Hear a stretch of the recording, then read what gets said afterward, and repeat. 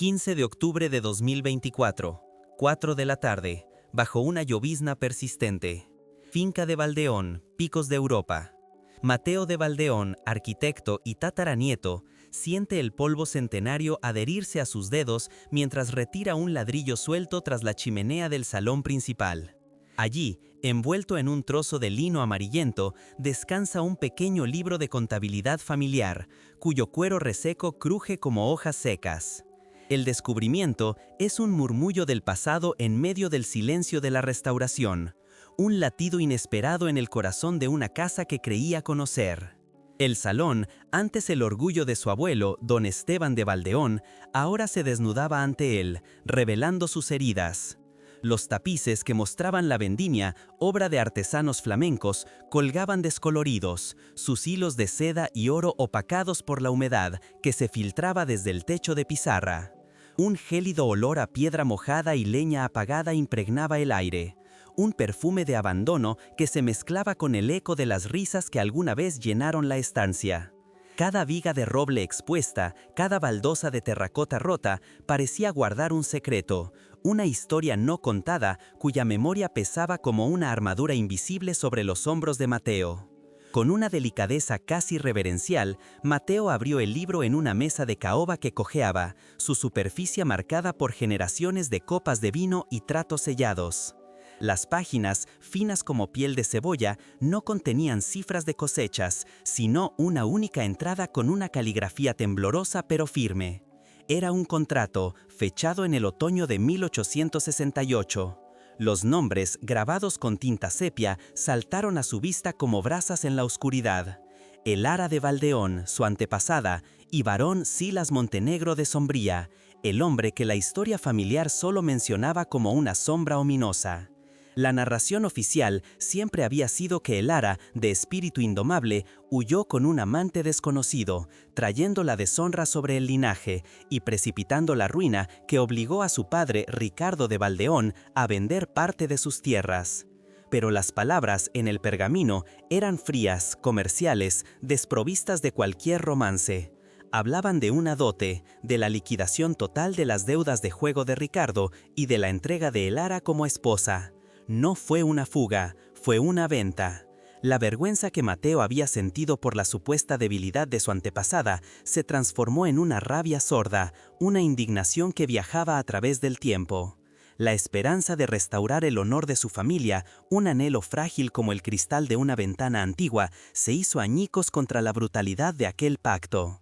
Antes de revelar cómo Elara de Valdeón y Silas Montenegro desafiaron a una sociedad que los juzgaba para reescribir su destino, comenta aquí de dónde estás asistiendo y ya te suscribes al canal. Créeme, querrás saber el precio que se pagó por este amor prohibido.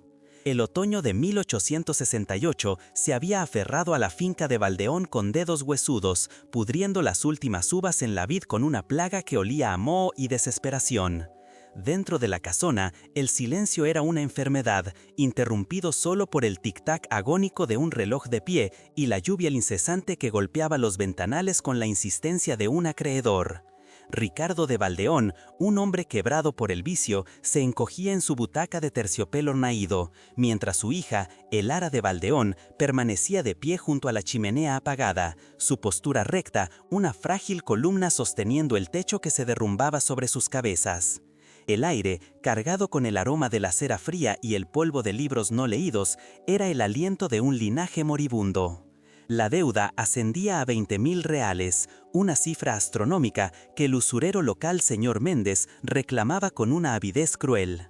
La vergüenza era un sudario que envolvía a Ricardo de Valdeón, haciendo temblar sus manos y hundiendo sus ojos en cuencas de culpa. Para Elara, cuyo amor por aquella tierra era tan profundo como las raíces de los robles centenarios, la inminente pérdida era una amputación del alma. Su determinación, forjada en el conocimiento de las hierbas y los ciclos de la tierra, se convirtió en un escudo quebradizo contra la deshonra que su padre, don Álvaro, había traído sobre ellos. Un día, la quietud se rompió con la llegada de una carta, entregada por el joven sirviente Tomás en una bandeja de plata deslustrada. El sello era de cera negra, grabado con la cabeza de un lobo, el blasón del varón Silas Montenegro de Sombría, un nombre susurrado en la comarca con una mezcla de miedo y repulsión.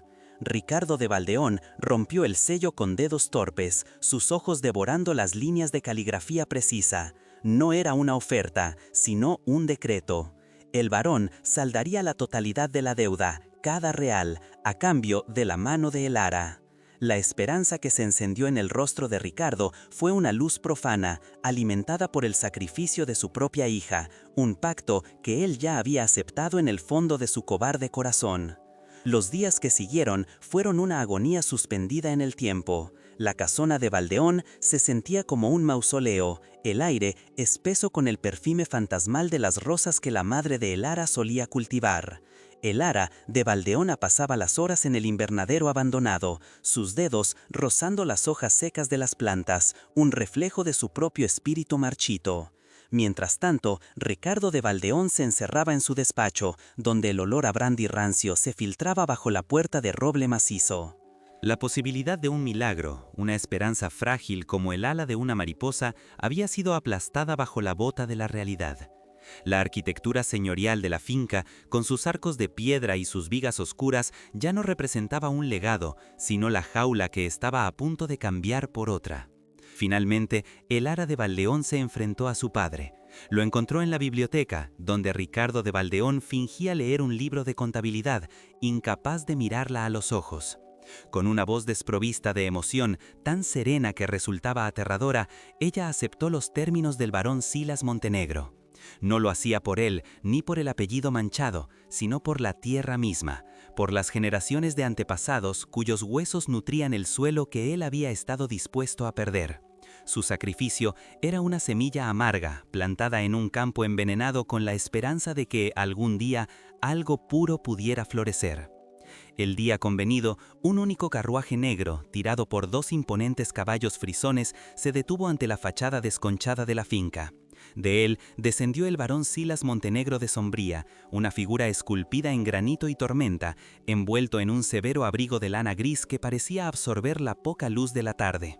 Su rostro, marcado por la célebre cicatriz que torcía su boca en una mueca de desdén perpetuo, permanecía impasible mientras sus ojos grises, del color del acero, registraban la decadencia circundante. Ricardo de Valdeón salió a recibirlo, balbuceando una bienvenida que murió en sus labios cuando el barón lo ignoró por completo, clavando su mirada en Elara, que esperaba en el umbral con su sencillo vestido de viaje de lana parda. La firma del contrato tuvo lugar en el salón principal, una estancia donde el aire olía a papel viejo y a la cera de las velas que goteaban lentamente sobre un candelabro de plata, marcando los últimos segundos de su libertad. El barón Silas Montenegro y un avergonzado Ricardo de Valdeón se sentaron a la mesa de caoba, mientras Elara de Valdeón observaba la lluvia desde la ventana, sintiéndose tan ajena como una de las gárgolas de piedra del tejado. El abogado del barón, un hombre adusto llamado señor Garrido, desenrolló el pergamino. El sonido de la pluma arañando el papel fue el único ruido, un rasguido seco y cruel que pareció desgarrar el velo del silencio opresivo. En ese instante, mientras su pluma se deslizaba sobre el documento, Silas Montenegro levantó la vista y sus ojos se encontraron con los de Elara.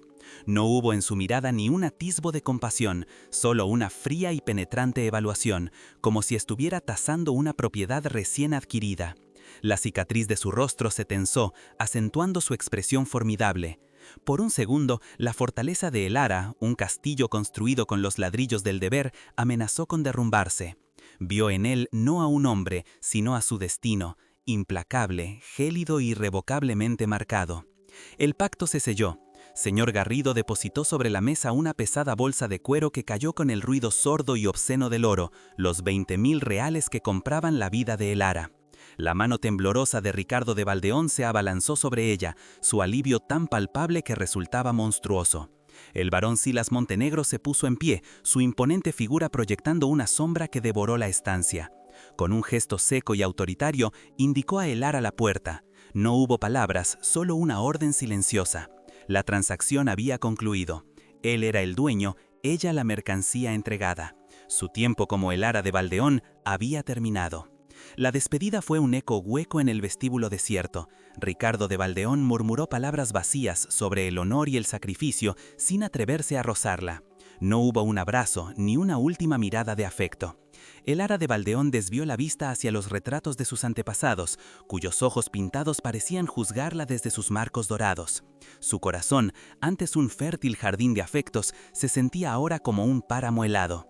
Le dio la espalda a su padre, un hombre salvado por la ruina de su hija, y caminó hacia la puerta sin mirar atrás.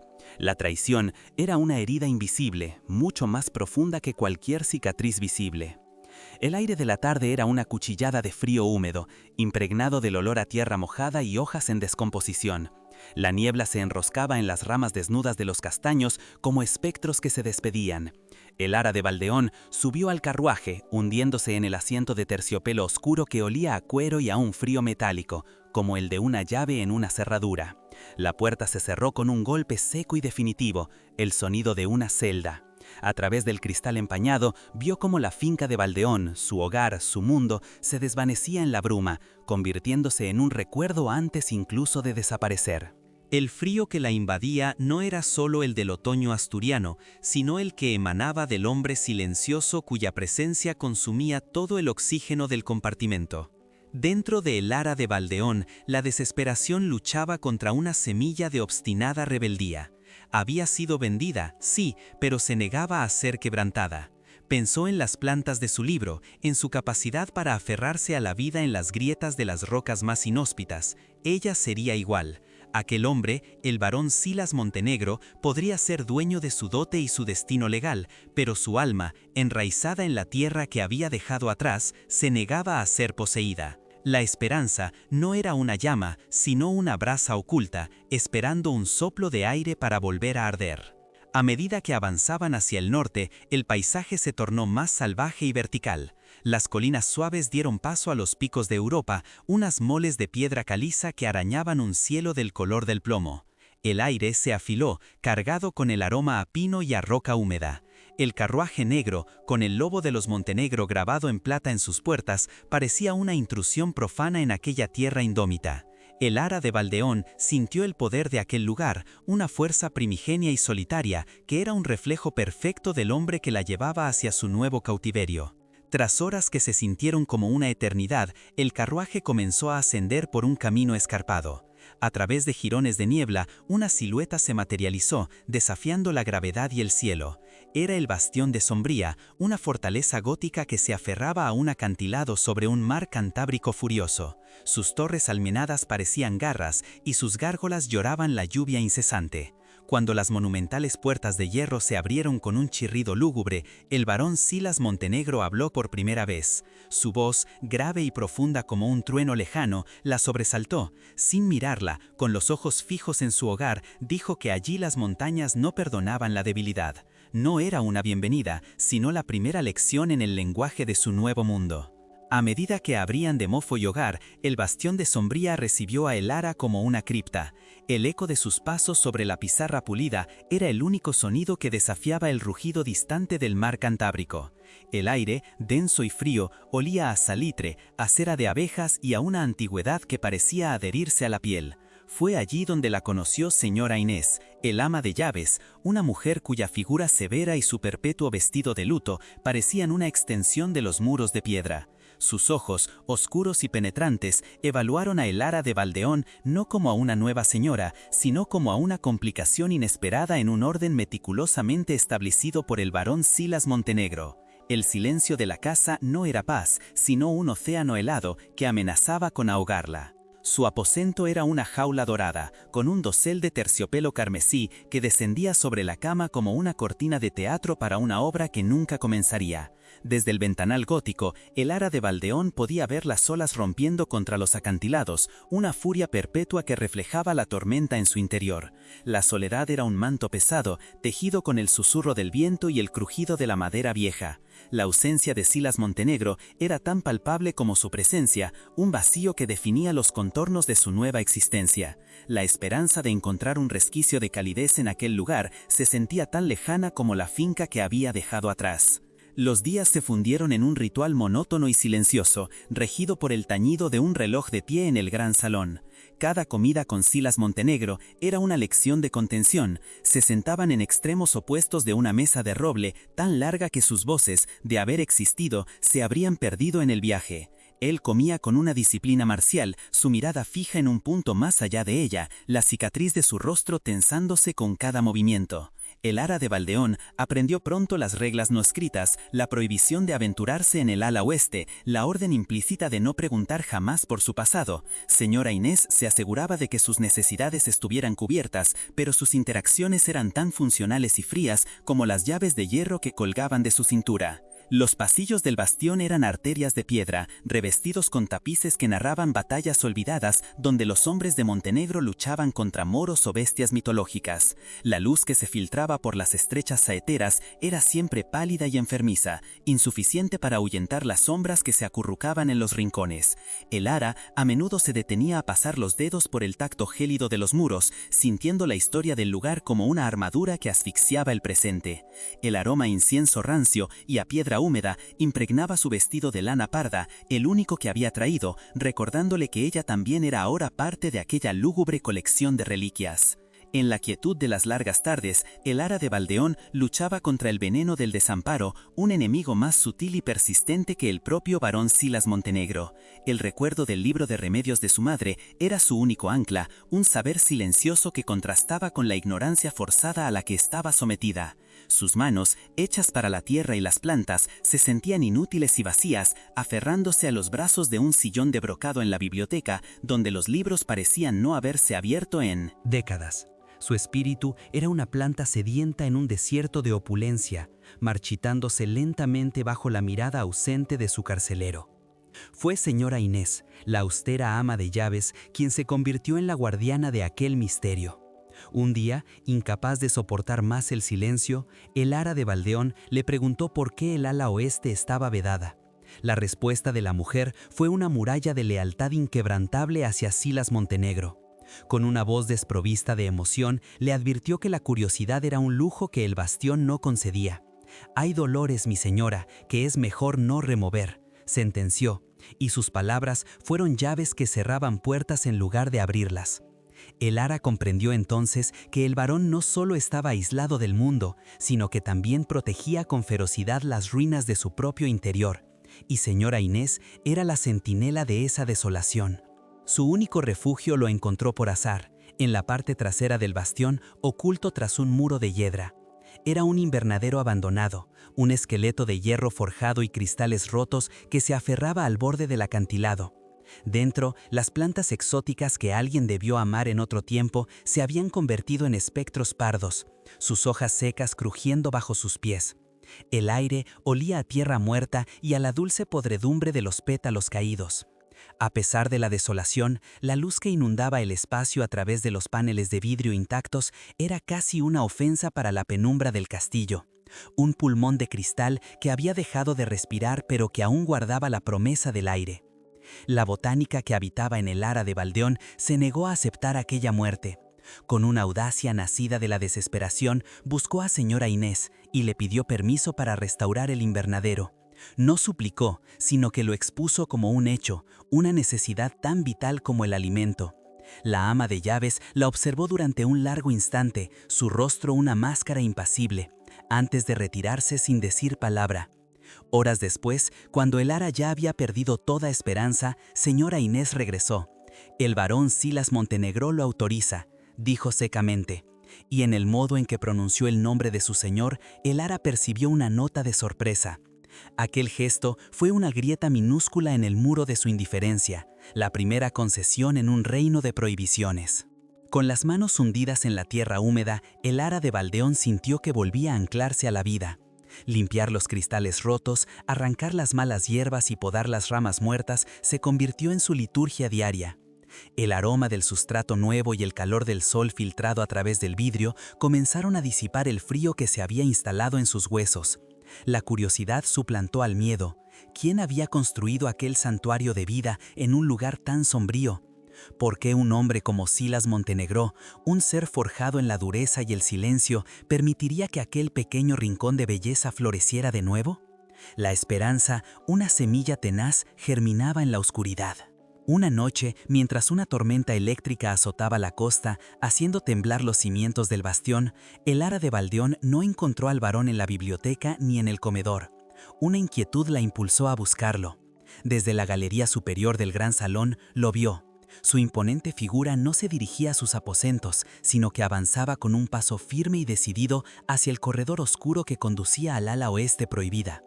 Un relámpago iluminó su silueta por un instante, recortándola contra la oscuridad. El misterio ya no era un fantasma susurrado por señora Inés, sino un camino que la invitaba a seguirlo. El miedo que la había paralizado durante semanas se transformó en una determinación afilada como el cristal roto.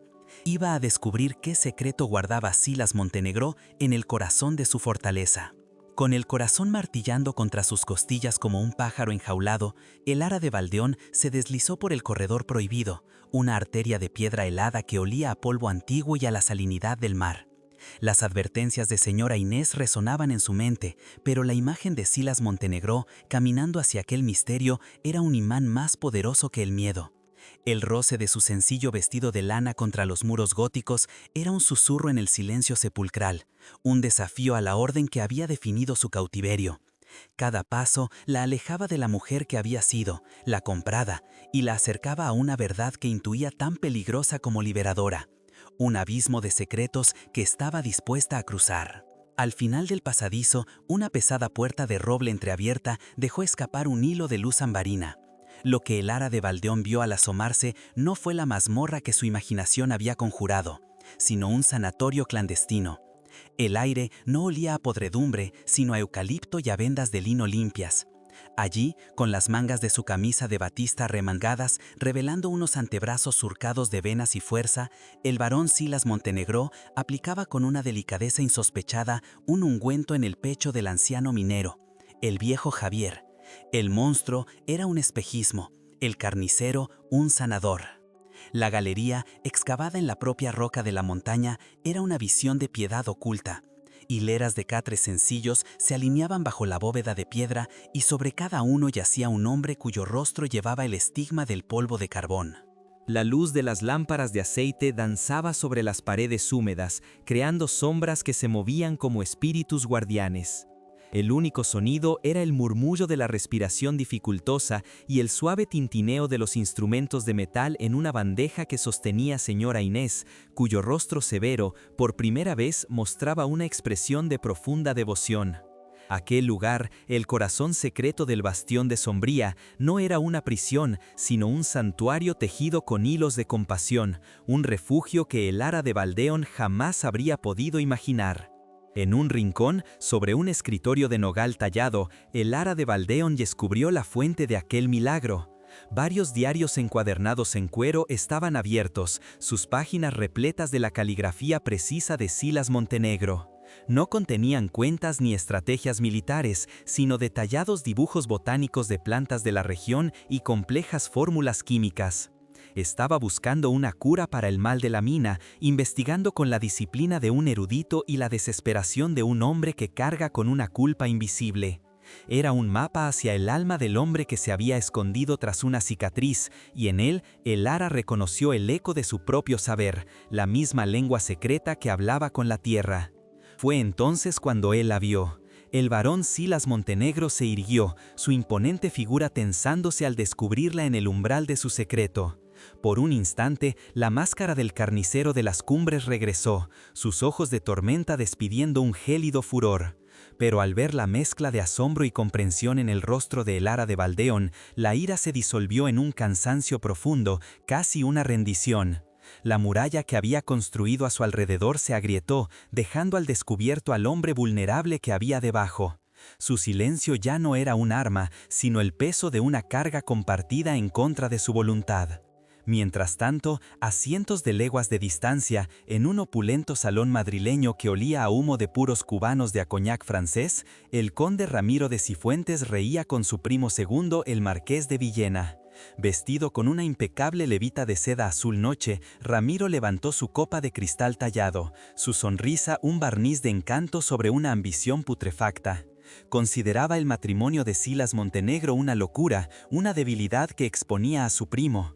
La compra de esa campesina, el Ara de Baldeón, era para él la prueba definitiva de que el varón había perdido el juicio, volviéndose blando y predecible. Su codicia por las vetas de carbón de Sombría era un hambre voraz que ahora veía una oportunidad dorada para saciarse. De vuelta en el bastión de Sombría, la dinámica entre ellos se transformó. El Ara de Baldeón, con un permiso tácito de Silas Montenegro, comenzó a trabajar en el sanatorio. Sus manos, antes ociosas, recuperaron su propósito al moler hierbas en un mortero de mármol y preparar cataplasmas que aliviaban la tos de los mineros. Un día, mientras ella le pasaba un frasco de tintura de belladona, sus dedos se rozaron. El contacto fue breve, accidental, pero envió una corriente eléctrica a través del aire denso de la galería. Él no retiró la mano de inmediato, y en la quietud de ese instante, sus miradas se encontraron sobre la cabeza del enfermo, un puente invisible tendido sobre un abismo de silencio y prejuicios. Una noche, mientras la lluvia azotaba los ventanales del ala oeste, el Ara de Baldeón se atrevió a preguntar. Con una voz apenas audible, le inquirió sobre la cicatriz. Silas Montenegro se quedó inmóvil, su perfil recortado contra la luz de una vela. Por primera vez le contó la verdad. No fue en una batalla, sino durante el derrumbe de una mina años atrás, mientras sacaba a un niño de los escombros. La viga que le marcó el rostro le recordó durante una década su fracaso. La cicatriz, que para el mundo era un símbolo de su brutalidad, era en realidad un monumento a su impotencia, una herida que sangraba hacia adentro. Un cambio sutil pero profundo se manifestó en el Ara de Baldeón. El lúgubre vestido de lana parda fue reemplazado por uno de terciopelo verde bosque, un color que evocaba la vida que renacía en el invernadero y en su propio corazón. El bastión de Sombría, antes una fortaleza opresiva, comenzó a sentirse como un refugio. Incluso señora Inés, la guardiana de los secretos del varón, pareció suavizar su perpetua severidad, observando a la joven señora con una nueva luz en sus ojos oscuros, casi con una gratitud silenciosa por haber devuelto un atisbo de humanidad a los muros de piedra. El conde Ramiro de Cifuentes, ajeno a esta transformación, recibía informes de su espía, un lacayo desleal llamado Pedro. Las noticias, filtradas a través de la ignorancia y el rencor, pintaban un cuadro distorsionado. El varón Silas Montenegro estaba obsesionado con su nueva esposa, descuidando sus deberes y mostrándose débil. Ramiro sonrió, convencido de que su plan era infalible. La devoción de Silas no era una fortaleza, sino una grieta en su armadura. Mientras el amor florecía en la oscuridad del bastión, la traición echaba raíces en la codicia de Madrid, preparando el golpe que creía definitivo. En el invernadero restaurado, bajo un techo de cristal que reflejaba un cielo teñido de violeta al atardecer, encontraron un santuario de paz. El aire olía a tierra húmeda y al perfume embriagador de las orquídeas que Silas Montenegro había conseguido para ella. Él la observaba cuidar de una delicada flor, la cicatriz de su rostro suavizada por la luz crepuscular. Ella sentía su mirada no como una vigilancia, sino como una caricia. La confianza entre ellos era una planta rara y preciosa que había crecido en el suelo más improbable, un amor silencioso más elocuente que cualquier palabra. El viaje del conde Ramiro de Cifuentes hacia el norte fue un descenso a la oscuridad de sus propias intenciones. El paisaje se tornaba más salvaje, un espejo de su ambición sin ley. Cerca de las minas, se reunió en una taberna mugrienta con dos capataces comprados, hombres con rostros curtidos por el polvo de carbón y la avaricia. El contraste entre sus guantes de cabritilla y la mesa astillada era obsceno. El aire, espeso con el olor a cerveza barata y desesperación, se cargó de conspiración mientras Ramiro detallaba su plan para sabotear los soportes de la mina más antigua, un plan diseñado para enterrar a su primo bajo una montaña de roca y olvido. El lazo entre el Ara de Baldeón y Silas Montenegro se selló no con un beso, sino con un descubrimiento compartido.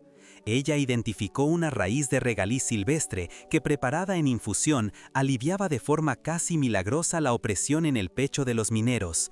Él, a cambio, le mostró en sus diarios una fórmula para un bálsamo que aceleraba la cicatrización de las heridas de la piel. Su conocimiento se entrelazó, convirtiéndose en un poder conjunto.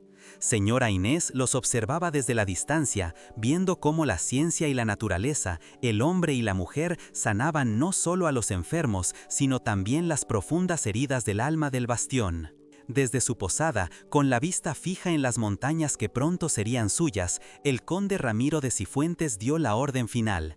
El pago se realizó, las herramientas del sabotaje se prepararon. Su desprecio por Silas Montenegro era absoluto, lo veía como un anacronismo, un hombre fuerte debilitado por un sentimentalismo absurdo. Creía que el amor era una enfermedad, una que pronto le daría el control de las tierras y el título. Su victoria, imaginaba, sería tan completa como el silencio que reinaría tras el colapso de la mina. Esa noche una tormenta eléctrica se cernía sobre el mar Cantábrico, su aliento húmedo agitando los tapices del gran salón del bastión de Sombría. Un relámpago iluminó por un instante los rostros de Elara de Valdeón y Silas Montenegro. Se miraron, y en ese cruce de miradas compartieron la conciencia de una felicidad frágil, un refugio construido contra el mundo. No sabían que el verdadero temporal no era el que rugía fuera, sino la tormenta de odio y ambición que el conde Ramiro de Cifuentes estaba a punto de desatar, una que amenazaba con hacer añicos su mundo tan frágil como el cristal del invernadero.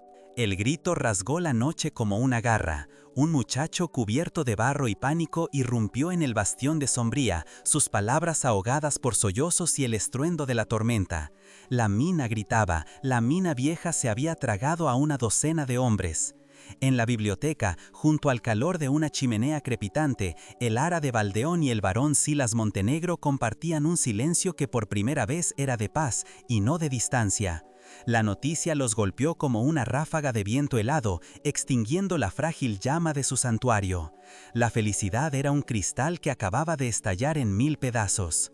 Con una velocidad aterradora, el barón Silas Montenegro se transformó. La máscara del carnicero de las cumbres, fría e implacable, se ajustó de nuevo a su rostro, borrando cualquier rastro del hombre que había aprendido a sanar.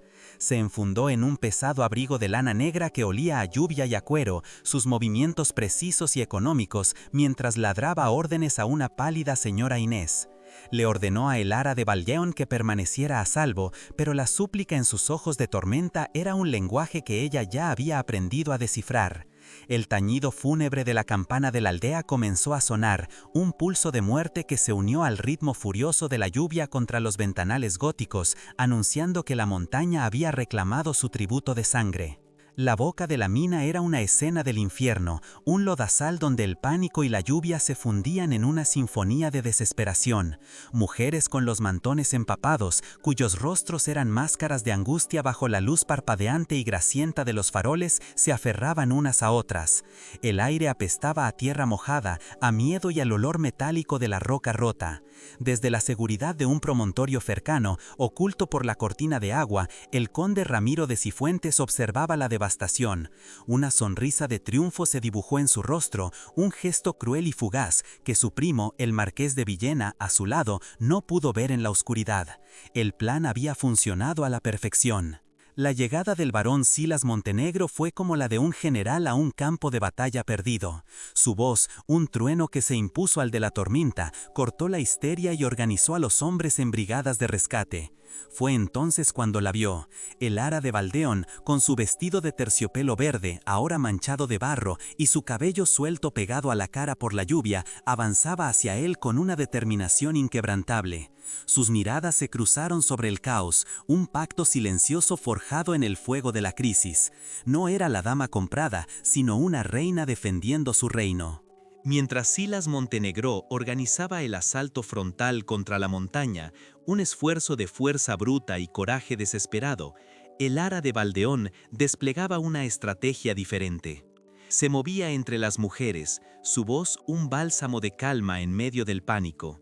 No preguntaba por sus maridos, sino por la tierra misma, por viejos senderos de cabras y atajos de herbolarios que solo ellas conocían. Señora Inés, apareciendo como una sombra leal, con mantas secas y un frasco de brandy, se convirtió en su inesperada aliada, sus ojos oscuros registrando el poder silencioso de su señora. Elara no intentaba mover la montaña, sino encontrar sus venas secretas, sus pasadizos olvidados. Dentro del túnel colapsado, el mundo se había reducido a una tumba de oscuridad y polvo de carbón. El aire, espeso y casi irrespirable, sabía a sangre. Silas Montenegro, con la camisa de batista hecha jirones y las manos ensangrentadas, trabajaba junto a sus hombres a la luz agónica de las lámparas de carburo. El crujido de las vigas de madera que se rendían bajo el peso de la tierra era una cuenta atrás hacia el olvido. Escuchaba los gemidos de los atrapados, entre ellos el joven Tomás, el hijo del capataz, y cada sonido era una espina en su alma. La cicatriz de su rostro palpitaba, un recordatorio físico de su eterna batalla contra aquella montaña devoradora de hombres. Fue una anciana llamada Abuela Carmen, con el rostro surcado de arrugas como un mapa antiguo, quien le dio a Elara de Valdeón la clave. Habló en un susurro de un respiradero del diablo, una chimenea de ventilación en la ladera opuesta, sellada hacía décadas, pero que, según las leyendas, conectaba con las galerías más profundas. La esperanza, un brote imposible en aquel campo de desolación, se abrió paso en el corazón de Elara. No era una certeza, solo un cuento de viejas, pero en una noche en la que los milagros eran necesarios, un cuento era suficiente para empezar a caminar. Ignorando los gritos de advertencia, Elara de Valdeón comenzó el ascenso por la ladera traicionera, seguida por un puñado de ancianos y mujeres valientes, entre ellos el viejo Javier, el minero que Silas había curado. El viento aullaba como un lobo, intentando arrancarle el tosco mantón de lana que la protegía. Usaba su conocimiento botánico, aferrándose a las raíces de los tejos que conocía por su resistencia, sus pies encontrando apoyo donde otros solo veían un muro de barro y piedra. Abajo, el varón Silas Montenegro luchaba con la fuerza de un titán. Arriba, ella se movía con la astucia de un espíritu del bosque, dos mitades de un mismo rescate desesperado. A través de su catalejo, el conde Ramiro de Cifuentes siguió su increíble ascenso, una mezcla de incredulidad y furia helada contorsionando sus facciones perfectas. Aquella campesina, la pieza insignificante en su elaborado juego, estaba reescribiendo las reglas. La había subestimado de una forma insultante. La lluvia, que debía ser el sudario de su primo, se sentía ahora como un presagio de su propio fracaso. El sabotaje, orquestado con la precisión de un relojero por él y su secuaz, el marqués de Villena, se estaba desmoronando ante la voluntad indómita de una mujer que se negaba a ser una víctima. Finalmente, en la cima, lo encontraron. Una grieta en la roca, casi oculta por una maraña de zarzas, de la que emanaba un aliento débil y polvoriento. Era el respiradero. Elara de Valdeón miró el abismo oscuro, luego las luces parpadeantes del rescate fallido muy abajo. Le quitó el farol de las manos temblorosas al viejo Javier y sin una palabra se preparó para descender a las entrañas de la tierra. Su amor por Silas Montenegro ya no era un sentimiento silencioso, sino una acción, un fuego dispuesto a arder en la más profunda oscuridad para guiarlo de vuelta a la luz.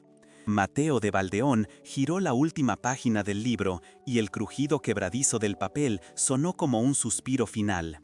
El olor a tiempo estancado y a cuero reseco que emanaba del objeto parecía ahora el perfume de una confidencia. Sentado en la vieja butaca de terciopelo raído que perteneció a Ricardo de Valdeón, el peso de la verdad era una armadura que por fin podía quitarse. La historia que conocía, la de la vergüenza y la ruina, era solo la cáscara vacía de un fruto cuyo sabor secreto estaba a punto de descubrir, bajo las vigas de roble que habían sido testigos mudos de todo. La caligrafía de la entrada final era distinta. No eran las cifras de un contable ni la firma temblorosa de un pacto, sino la escritura elegante y firme de Elara de Valdeón. La tinta, de un azul profundo que había resistido el paso del tiempo, contrastaba con el sepia del resto del libro. Datada en la primavera de 1910, casi medio siglo después del desastre, la página desprendía un perfume casi imperceptible a lavanda seca, como si una flor prensada hubiera dormido entre sus hojas. Sus palabras eran un puente tendido a través de un siglo de silencio, una voz que emergía de la tumba de la historia para corregir el epitafio de su amor con el varón Silas Montenegro, reescribiendo el legado de los ventanales góticos del bastión. Elara relataba con una serenidad implacable el destino del conde Ramiro de Cifuentes. Tras la exposición de su sabotaje ante los mineros rescatados, no hubo juicio público ni duelo de honor. La justicia de Silas no fue una espada, sino un espejo. En el patio embarrado del bastión de Sombría, con el marqués de Villena observando con cobarde impotencia, Silas despojó a su primo de su levita de seda y lo obligó a mirar a los ojos de cada hombre que había intentado asesinar.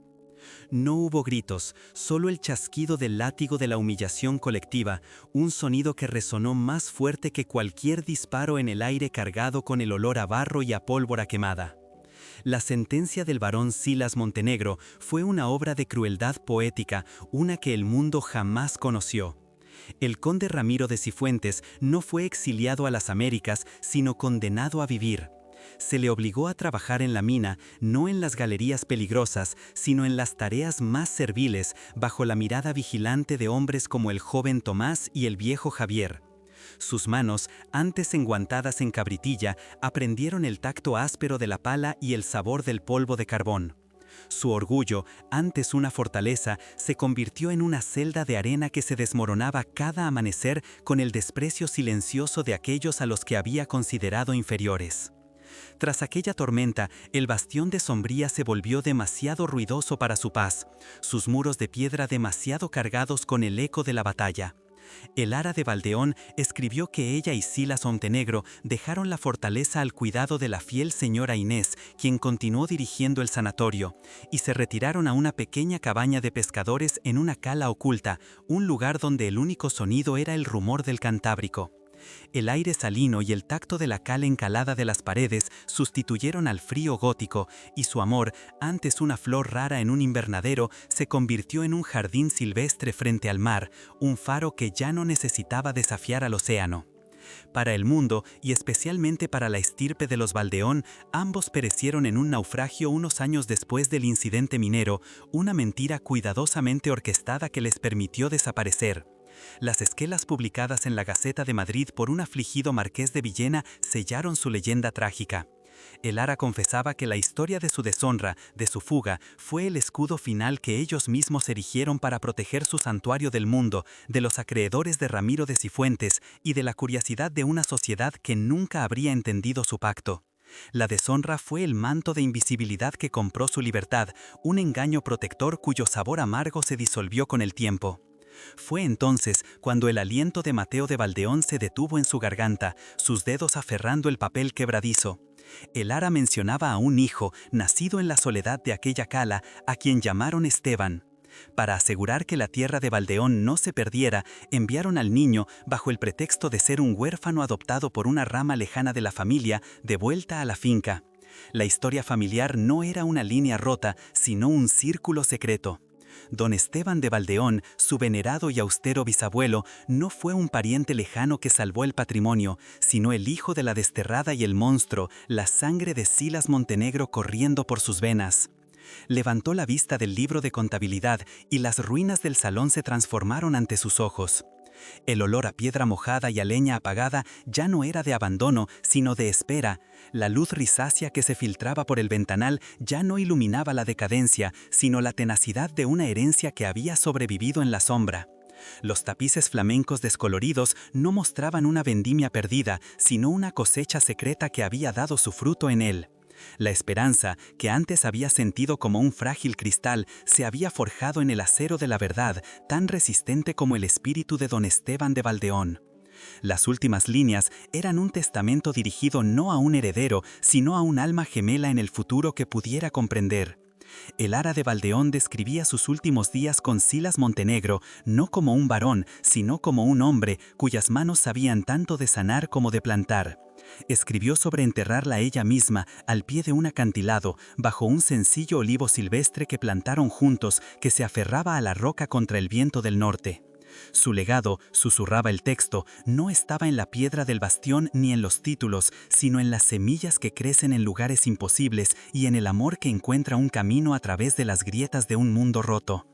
Mateo cerró el libro con una delicadeza reverencial. El eco del silencio en el salón ahora estaba lleno de voces, la del barón Silas Montenegro y la de Elara de Valdeón. El frío de la estancia que antes le calaba los huesos ahora se sentía como el abrazo de sus ancestros. El carnicero de las cumbres y la hija deshonrada no eran fantasmas de la vergüenza, sino los arquitectos ocultos de su existencia. La restauración de la finca ya no era un deber arquitectónico, era una comunión sagrada con el sacrificio que había dormido durante un siglo tras la chimenea. Con los dedos temblorosos, Mateo de Valdeón cerró el libro de contabilidad. El chasquido del cuero seco resonó en el salón como el punto final de una sentencia largamente aplazada. El silencio que lo envolvía ya no era el del abandono, sino una quietud sagrada, preñada con las voces de Elara de Valdeón y Silas Montenegro. El frío que emanaba de la piedra ya no le helaba el alma, ahora era el aliento de sus verdaderos ancestros, una presencia gélida pero protectora.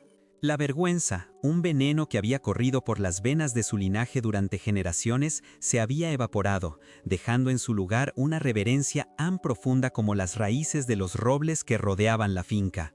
Se levantó de la butaca de terciopelo raído, el mismo asiento desde el que Ricardo de Valdeón había sellado la venta de su hija, y caminó por la estancia con una nueva percepción.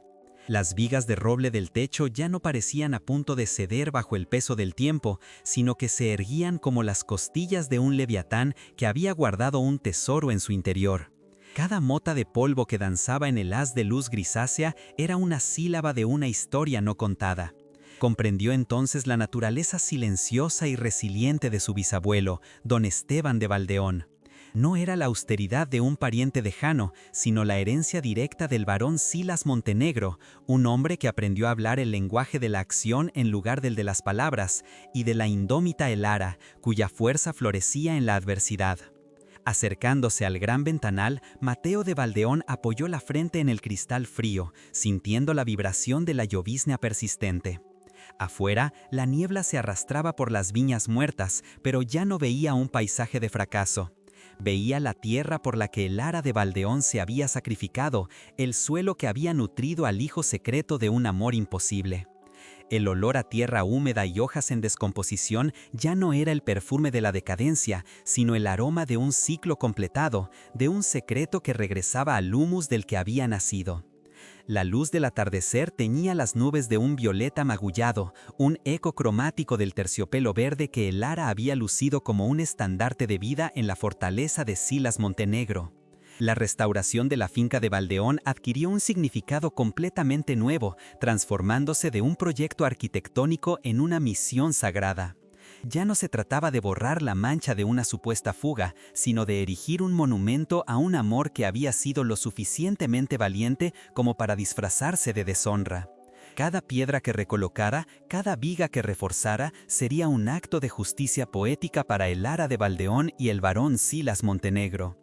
La esperanza que había sentido, antes frágil como el cristal, se había templado en el fuego de la verdad, convirtiéndose en una voluntad de acero.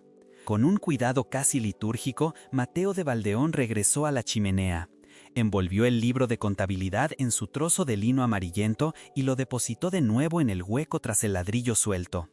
Al sellar el escondite, no estaba enterrando el secreto, sino convirtiéndose en su guardián consciente. Apoyó la mano sobre la piedra fría y una calidez inexplicable pareció ascender por su brazo.